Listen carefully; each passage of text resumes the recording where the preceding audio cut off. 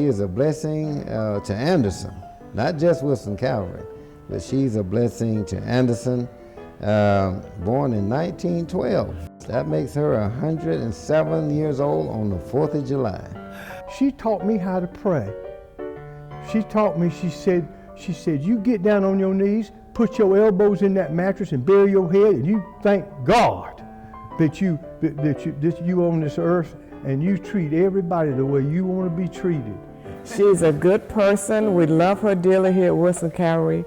She is always upbeat, always happy. She looks at the positive side of things. And she's always ready to smile and laugh. And you would think that sometimes life, if you've seen the things that she's seen and been through the things she's been through, some people are bitter, but not her. She looks on the positive side. She's like a mother to me. I've known her for so many years, and we really got close probably about 30, 40 years ago. Well, I got out of the military in Alaska. He brought us back to South Carolina. The Lord called me through divine providence, through the people here at Wilson Calvary. And I saw the love that people had here. I knew there was real love here. And that's what solidified the relationship. I can never remember a moment of my life where Jeanette was not an integral part of it. Pratt history in Anderson, Dad came to Anderson and was one of the few master's doctorate of taxation lawyers. And he was a sole practitioner. And Dad had an office in the Bleckley building.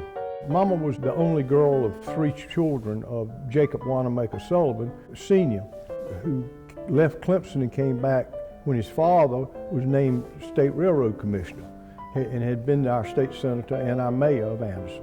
Anytime we would go over to family outings, Jeanette was there. She was always a great mentor, basically helped raise me. And seeing the kind of respect and admiration that the folks here at Wilson Calvary Church had for Jeanette was impressive to me. It's like the story of Ruth and Naomi. We're together. I love her to death, and she loves me to death. She's been living with me for 17 years now. She goes to Senior Solution. She's very active. She loves to go to church. Tell her when your birthday is, Aunt Jeanette. The 4th day of July. Priscilla and I kind of became her children too.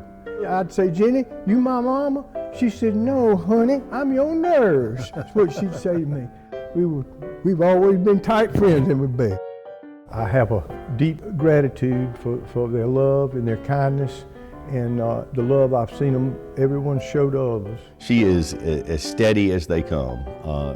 High stress, low stress, Jeanette just keeps a very even keel and understands how to, analyze problems and give good, sound Christian advice. When people ask her how she lived this long, she said going to church and treating people like they're supposed to be treated. I lived a Christian life, loved everybody. And she had a sister, Janie, from Alabama, who died a couple of years ago, and she had turned 100. My mother was named Queen Moss, and my father was Wiley Moss. Born on a pig farm. Her father died, Wiley. He died when they were very young. She told me about coming from the funeral, how they were crying, and she was a daddy's girl, so she was really, really upset when her father died. She had her first flight. Christopher was inducted into the Auctioneer's Hall of Fame. She was scared to ride the airplane, and that was 2 years ago. And she sit beside the window. She let the shade up the whole time. And they say, well, we've got a celebrity on this plane. We've got a lady 105 years old. And she stood up and she waved her hand and said, thank the Lord. The Lord can do anything.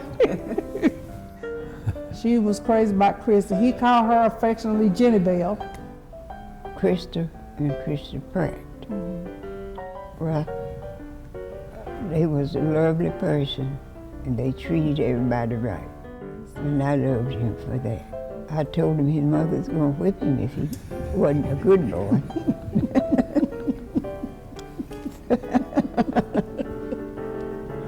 And so he was good. He was a good little boy. In closing, what does she mean to you and your family? The world. Just the world. When she turned 105, we crowned her mother of the church. Which she always provided to me, and I think the cornerstone of her life has been giving to others and loving others and taking care of others and educating others. Something about that era, you know, that we, America produced some really, really outstanding people, and she's one of them. Sure. Yeah.